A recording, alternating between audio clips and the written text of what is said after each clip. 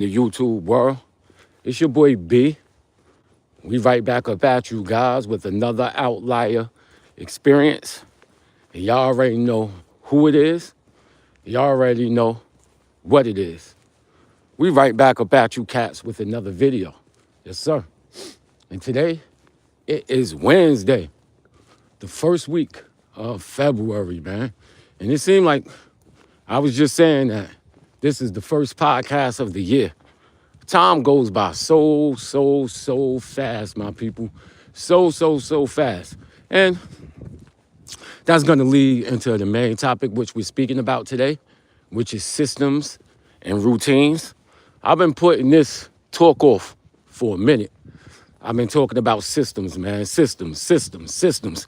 And I think individuals make up systems, but at the same time, systems control the outcomes that individuals are allowed to work in, you know? But I'm putting the cart before the horse, and you guys know how we start off all of our episodes, and one thing leads into another, my people, and it's all about systems, my people out there. So we're gonna keep the integrity of the show going. We talk about that 10%. We talk about growing health-wise. We speak about growing in the career. And we also just speak about random topics, man. Random topics, my people. So, the health. How has that been going? Since you guys didn't hear from me yesterday, y'all know that Tuesday is my telecommute day, my day from working from home. So, I do not give you cats this walk. But everything was cool, my people. Everything was cool. A brother took all his shots. Since you guys know that I am diabetic, I take long-term insulin and also short-term insulin. The long-term insulin covers to keep your sugar normal, keeps it normal. But then the short-term insulin acts to cover spikes. And spikes are whenever you have something to eat. Whenever you have something to eat, those carbs are going to hit your bloodstream. And in order to make use of all that sugar so that you can have a little bit of energy, a little bit of things to work on, you're gonna need insulin to make sure that it goes into your muscles, man. And if you don't have insulin inside of your body, them sugars just roam freely, man. They roam freely. And years of free roaming sugars in your bloodstream, it makes everything work hard, man. It makes all your organs work hard. And that's the thing about diabetes, man. Diabetes is a silent killer. Have you guys ever watched Jason? Have you guys ever seen Michael Myers? These guys never, ever run, man. They like the turtle. When the turtle raced the hare. They never rushing. You're gonna look behind you. They're gonna be walking slow and you think you're gonna sprint and be able to beat it out. But then you turn around and then you turn back around to walk normal and they right in front of you. And that's the same way that diabetes works. So you have to get it under control, man. And since I have type 3C diabetes, what's going on? We got somebody in the check-in. Samantha Parker, Sumita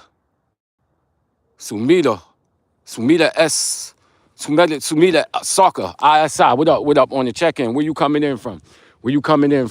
We are in Freeport, New York right now, a suburb of New York City. It is now 4:39 in the AM, and I am on my way to work, man. Where you coming in from? And hit that like button when y'all check in, man. Hit that like button if this is the type of material you like. What type of material is this? Just the average, regular brother on his way to work, speaking about normal things. So yeah, back to what I was saying. And since I have a special type of diabetes, which is the diabetes where they took out my pancreas. So now my body does not produce insulin. I also have a disease called pancreatitis. Pancreatitis hurt, my people. It hurt. And, excuse me, recently I've been having flare-ups. And those flare-ups do not feel good, man. It feel like it's burning on in your stomach. So I feel like you just swallowed a whole bunch of needles, man. Anytime you put something down your stomach, anytime I eat, it feel like I swallow stuff like needles. And that definitely makes me not want to eat. It definitely makes me lose weight, but I've been fighting through it, my people. Been fighting through it. I just have to write down everything that I've been eating and then note when I'm feeling the way that I'm feeling. Because when I do that, that's when I say, damn, you know what? I ate this differently. I ate this differently. And that might be why I'm feeling the way I'm feeling. And then you just add and subtract, my people. Add and subtract. And in the long run, you know, you start seeing what's good for your stomach and you start seeing what's bad for your stomach. And while we all are the same, everybody's body works differently. So you may be able to eat something with the same situation that I have, but your body may act on it differently than my body act on it, my people. I'm gonna go a different way today, my people. We're gonna go a different way today because I did notice something, man. Whenever I walk by the police station, my lives go out. I don't know if it's all police stations that are like that or is it something spectacular about the Freeport police station. But I did a little Google research on it and they said that Freeport police station is weird like that because the cell towers all converge and they say that my phone is and my network, they compete for resources over there. And what happens is mine ain't that important and it might not be that fast. So therefore, a lot of times my streams go out. So we're gonna avoid the police station today and we ain't gonna go that way, you know?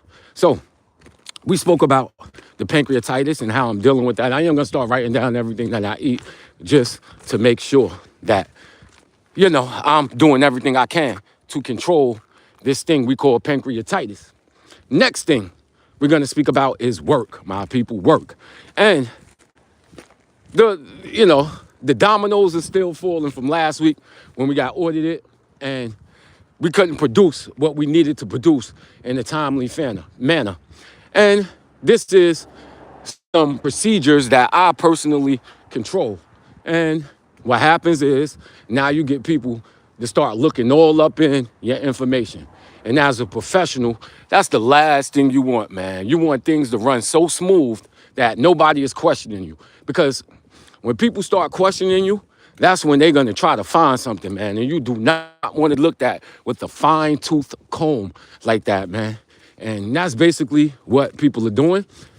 In the past, I have been defensive when people look at my information like that because I felt like, damn, I'm one of the hardest working people in the company and I don't deserve for my information to be looked at like that, you know? But I get it and I most definitely understand and I don't take it personal. Whenever things like this happen, I start to look at it like, you know what? This is a time to show exactly how good you are, you know?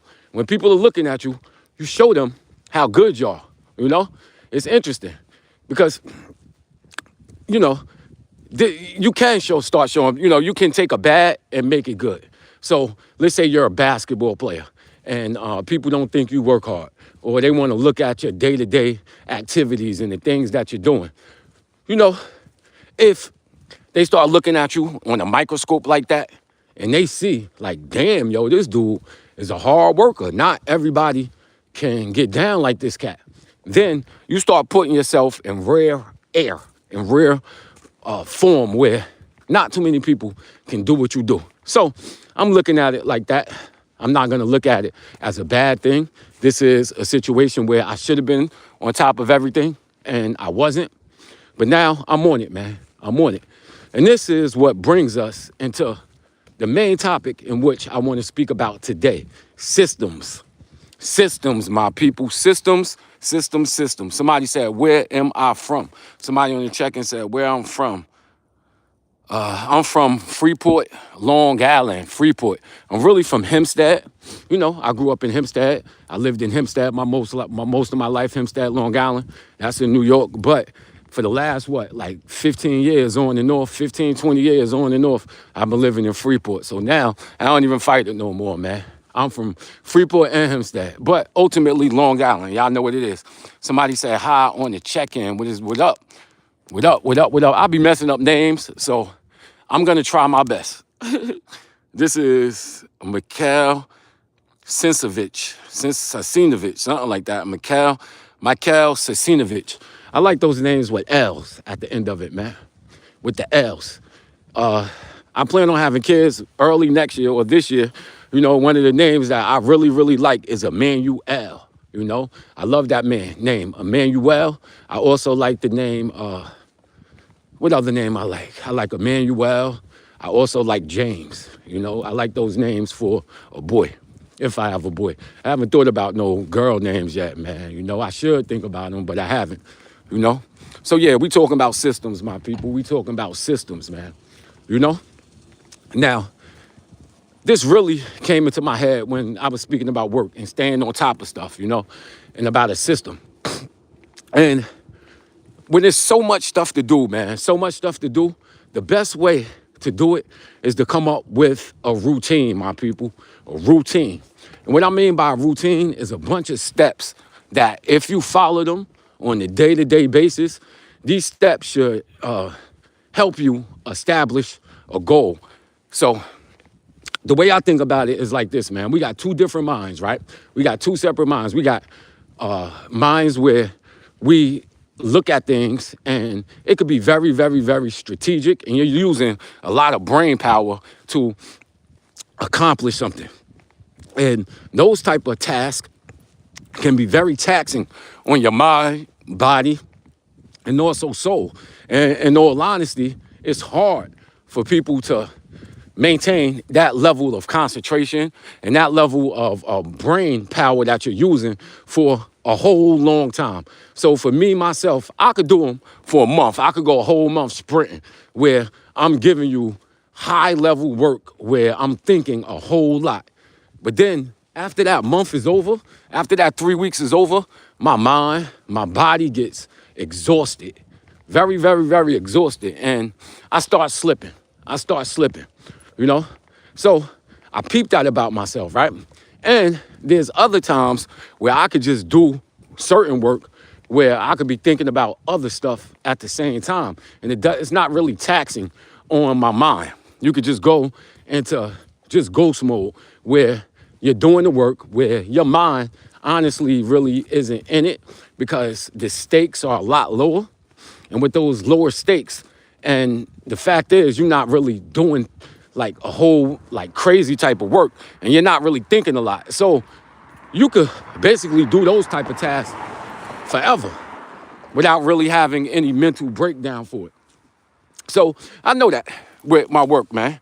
I know that with my work and I'll break them down now. You know, I've learned to break these things down like that. Now, the part where you set up a schedule, that's gonna be the part where you're setting up things that all lead you to the same goal, which is productivity, right?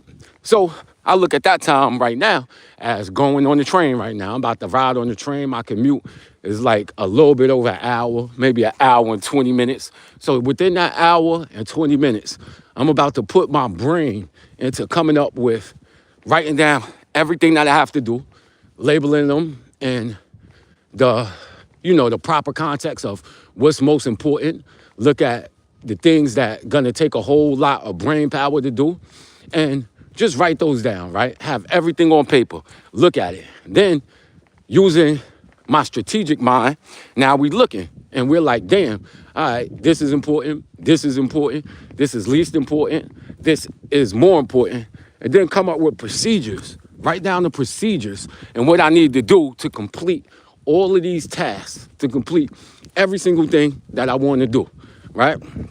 And then using that to say, all right, break down my day. How much time do I have in the day? From this time to this time, I need to do this. From this time to this time, I should be doing this. This time to this time, I should be doing this. And you just refine the procedure, refine it. Like, okay, you do it for a month, a couple weeks, you say, well, this is working, this isn't working. This is working, this isn't working. Maybe this could go, maybe I could tweak this. And what happens is you start having a highly efficient schedule where your body is used to it, your mind is used to it. And it's like you're basically feeding yourself dopamine or for the fact that you're getting things done. You're basically finishing tasks and you're being very productive. We got somebody in the check-in, they say hi. Sayana Halia on the check-in, she said hi. What's up, Sayan? Sayan on the check-in, she said hi. What's going on? Yeah, So I looked at it, and this is kind of like game theory, man. You know, when you looking at video games and things like that, these are things that the developers use to keep people involved, to keep people attached, to keep people doing some of the things that, they want you to do. Am I lost over here? I know where I'm going, but like I said, I'm trying to avoid the police station because whenever I go to the police station, that's when my lives get cut off. So I'm not going through the police station. And we also are battling with time here, man. I got to get to the train station before 5 because the train comes at 5, you know? The train definitely comes at 5. So, yeah. So, basically, that's what I'm learning, and that's what I really got to do. And it all stemmed from that audit that we got hit with, and the fact now that people are overstepping their boundaries. They all up in my stuff, trying to tell me what to do. And I don't even like that, son. I do not like that, you know? These are the things that people speak about when they talk about how they hate work. How they hate work because they got people all up in their business. They got people looking at everything that they do, and people feel like they want to micromanage you. And I'm too damn old to be micromanaged, my people. I'm 45 years old. I'll be 46. I'm an adult. I don't need nobody telling me what I need to do. I don't need nobody asking me questions like they coming from a higher, standpoint and reprimanding me. Nah. I've been doing this for way too long, and it just takes a bunch of self-regulation, man. So I got to regulate myself. I also have to stick to the program, man. Stick to the program. It's the same thing as working out, man. Same thing as working out, man. I know, like, that's kind of harder, but at the same time, when I was in my highest peak performance, arms on point, weight where it needed to be, I had developed a program where I was just like, you know what? I ain't doing nothing else. If I'm watching TV or doing anything, I'm gonna be doing push-ups, curls, dips, pull-ups, all while I'm doing this. And what I noticed is that, okay, I may be wasting time by watching TV, but at the same time, I'm still moving forward, my people. I used to also do this in school, like in high school. It was weird because I used to like watching sitcoms and things like that when I should have been studying. But I figured, all right, every single commercial that come up, what I'm gonna do is study and try to memorize something. And I was passing tests like that, you know what I mean? Passing a whole lot of tests like that. You know? A lot of stuff. If you give a little bit, you don't even got to give 100%. But if you give 70% for longer, then a lot of attack your brain power. And also the train station,